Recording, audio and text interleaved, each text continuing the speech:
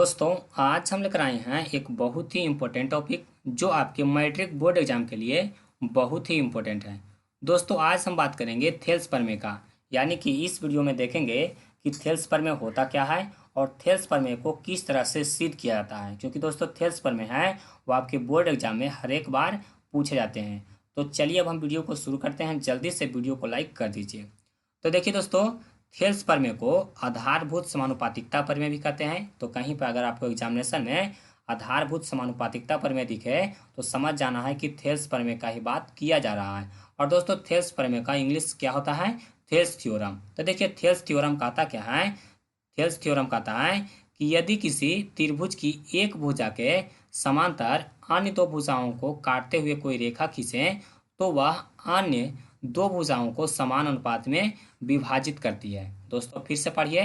कहता है कि यदि किसी त्रिभुज की एक भुजा के समांतर अन्य दो भुजाओं को काटते हुए कोई रेखा खींचे तो वह त्रिभुज की अन्य दो भुजाओं को समान अनुपात में विभाजित करती है। देखिए, इसका मतलब क्या हुआ उसको हम लोग फिगर से समझते हैं। तो देखिए, सबसे पहले यहाँ पर हम लोग एक त्रिभुज का फिगर ड्रॉ कर लेते हैं। तो देखिए, त्रिभुज यहाँ पर पार लिए और इसका हम लोग नेमिंग कर देते हैं। देखिए, यहाँ पर हो गया ए, उसके बाद देखिए यहाँ पर हो गया बी, यहाँ पर हो गया सी। अब देखिए दोस्तों, कर रहा है कि एक भुजा के समांतर अन्य दो भुजाओं को काटते हुए कोई रेखा खींचे तो हम बी सी के समांतर एक रेखा खींच देते हैं जो ए बी और ए सी को काट रहा है। तो देखिए, कहता है कि अगर खींचे तो अन्य दो भुजाओं को समान अनुपात में विभाजित कर दिया है। मतलब इसका अगर नेमिंग हम लोग डी और यहाँ पर ई कर दें, देखिए डी ई कर दें, तो जो ए डी होगा वो B D, sorry A D बटा बी डी होगा वो ए ई बटा ई सी के बराबर होगा। उसको हम लोग आगे देखते हैं।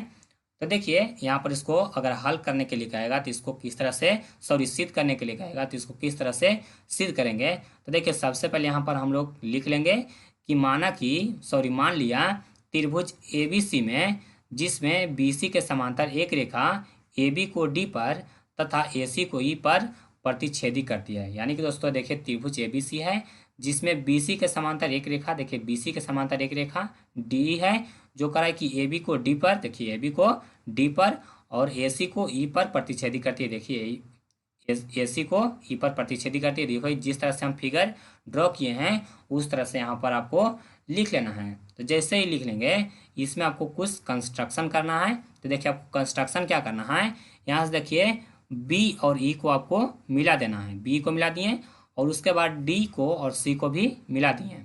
उसके बाद देखिए, यहाँ से डी से हम लोग ए ई पर सब्जी, ए ई या कहें या फिर ए सी कहें, इस पर हम लोग एक लंब खींचेंगे। देखिए यहाँ पर लंब खींच लिए और फिर ई से हम लोग ए बी पर एक लंब खींचेंगे। तो यहाँ पर देखिए ये भी कोण होगा वो 90 डिग्री होगा। और देखिए, इसका हम लोग नेमिंग कर देते हैं क्या चीज़, इसको हम लोग लिख देते हैं, इसको हम लोग एफ से सूचित करते हैं, एफ हो गया, और इसको हम लोग एन से सूचित करते हैं। देखिए यहाँ पर एन हो गया।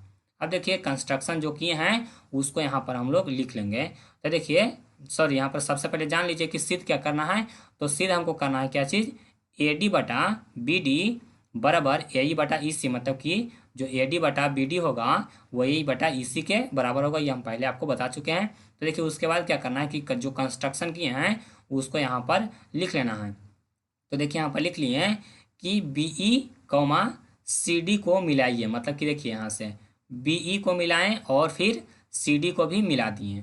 उसके बाद देखिए, ई एफ लंब ए बी, यानी कि जो ई एफ है, देखिए यहाँ पर ई एफ है वो ए बी पर लंब है। और देखिए डी एन है वो ए सी पर लंब है। देखिए डी एन है वो ए सी पर लंब है। देखिए, उसके बाद क्या करेंगे, जब इतना लिख लिए तो हमको क्या सिद्ध करना था। तो देखिए, हमको सिद्ध करना था कि ए डी बटा डी बी बराबर ए ई बटा ई सी। तो उसके लिए सबसे पहले हम लोग क्षेत्रफल निकालेंगे। तो देखिए, सबसे पहले त्रिभुज का क्षेत्रफल निकालेंगे। तो कौन सा त्रिभुज का क्षेत्रफल निकालेंगे, तो सबसे पहले ए डी ई का निकालेंगे। मतलब देखिए ए, यहाँ पर देखिए ए डी ई का निकालेंगे।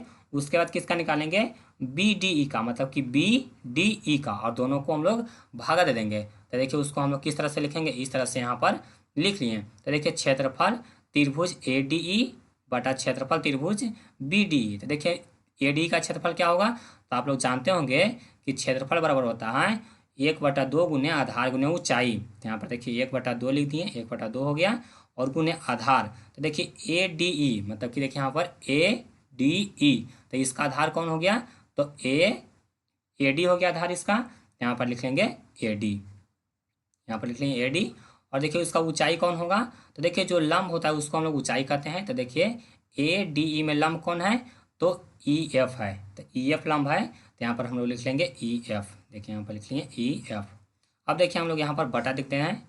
उसके बाद देखिए BDE का क्षेत्रफल निकालना है। तो देखिए यहाँ पर BDE का क्षेत्रफल निकालना है, तो 1/2 अब उन्हें इसका आधार कौन है, देखिए BDE का क्षेत्रफल निकालेंगे, इसका आधार कौन है, तो देखिए BD है, तो यहाँ पर लिख लेंगे क्या चीज़, BD। देखिए BD लिख लिए। और इसका ऊंचाई किस कौन होगा, इस पर आपको ध्यान देना है। तो देखिए कोई त्रिभुज अगर इस तरह से है, देखिए आपको बता देते हैं कि कोई त्रिभुज अगर आपको कुछ इस तरह से एक त्रिभुज दिया हुआ है, और देखिए इसका ऊंचाई यहाँ पर दिया हुआ है, देखिए इसका ऊंचाई अगर ही है, और इसको नेमिंग कर देते हैं। यहाँ पर देखिए ये हो गया, ये B हो गया, ये C हो गया और ये D हो गया। और दोस्तों ये कौन है, वो 90 डिग्री है।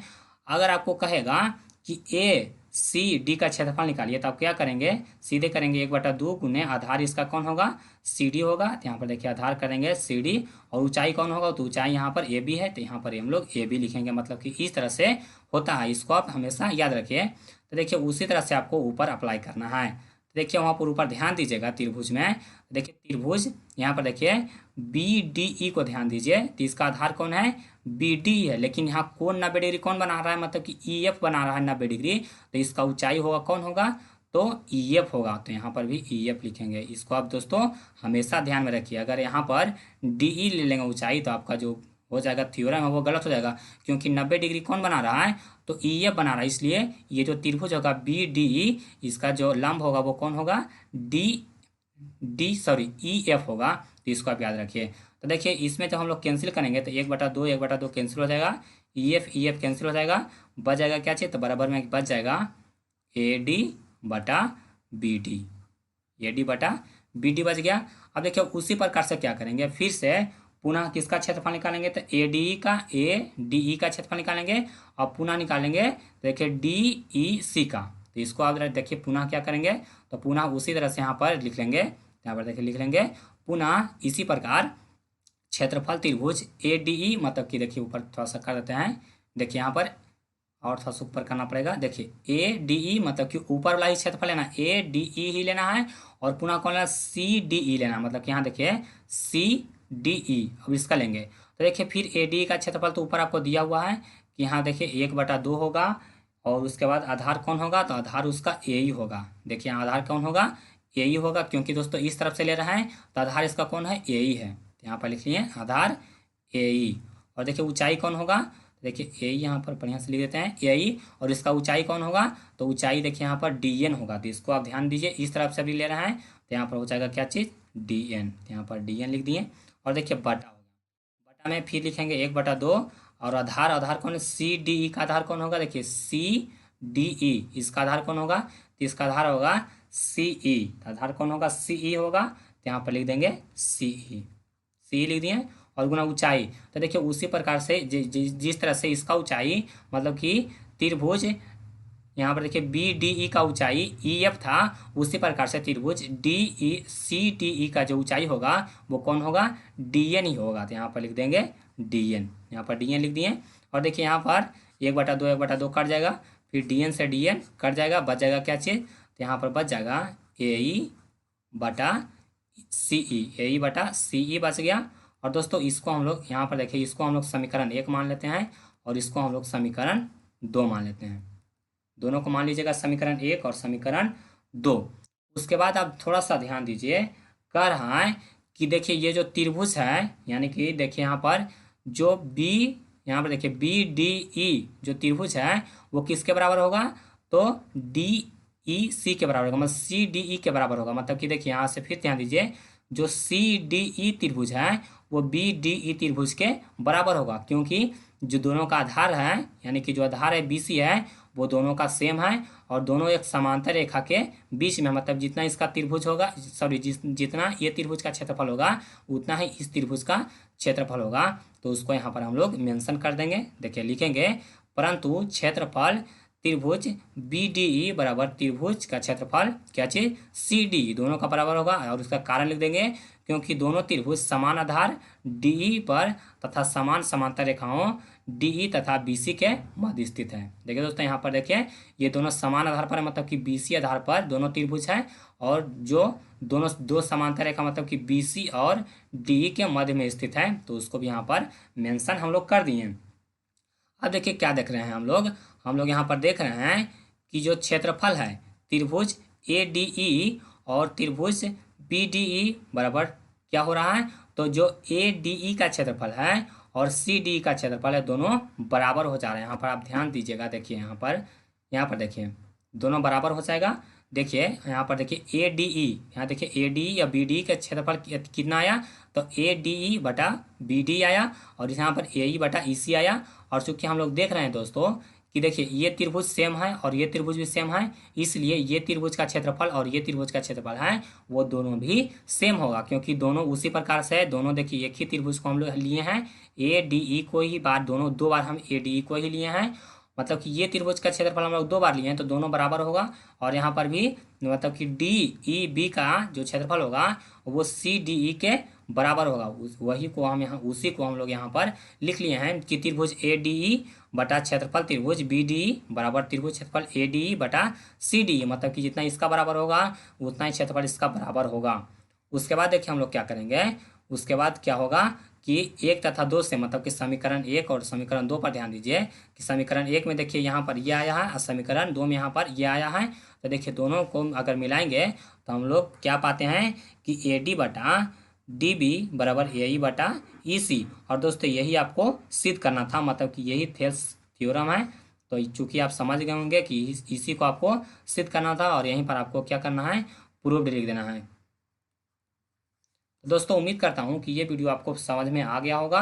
अगर आपको नहीं समझ में आया तो एक बार फिर से देख लीजिए, एक बार फिगर से, मतलब कि एक बार फिगर को फिर से देखिए और अपने नोट कॉपी में इसको नोट कीजिए, और जिस तरह से यहाँ पर आपको स्टेटमेंट लिखा हुआ है उसको यहाँ पर फिर से लिख लीजिए। तो चलिए स्क्रीनशॉट आप जल्दी से ले लीजिए, देखिए यहाँ पर इसका लीजिए, उसके बाद जल्दी से इसका स्क्रीनशॉट आप ले लीजिए और अपने नोट कॉपी में इसको नोट कर लीजिए। दोस्तों आपको इसी तरह से इसका प्रूफ करना है। तो आज के लिए बस इतना ही, मिलते हैं आपको अगले वीडियो में।